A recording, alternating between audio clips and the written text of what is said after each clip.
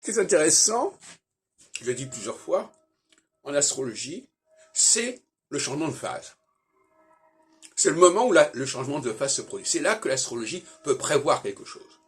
Parce que une fois que le changement a eu lieu, eh bien n'importe quel sociologue peut constater que ce changement a eu lieu.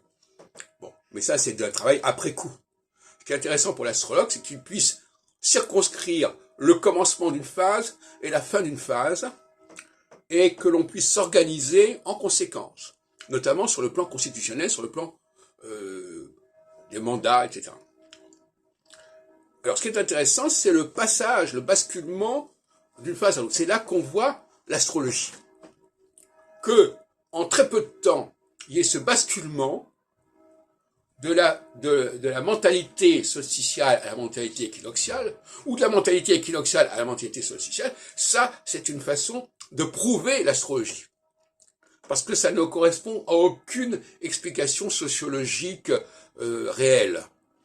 La sociologie va pouvoir constater les choses, mais elle ne peut pas les prévoir. Et donc, ce moment qui se produit tous les 7 ans est un moment épistémologiquement majeur. Parce que c'est à ce moment-là que l'on prouve l'astrologie, et si on prouve l'astrologie, eh bien ça a des conséquences considérables sur le plan théologique, notamment, sur le plan de l'histoire de l'humanité, sur le plan de comment l'humanité s'est constituée, a été créée, etc. Par ailleurs, effectivement, il y a en équinoxialité des réalités catégorielles qui sont importantes et qui sont niées ou refoulées en période de solsticialité. Et en période de solsticialité, et en période d'équinoxialité, on va relativiser les différences nationales en créant des fédérations supranationales, etc.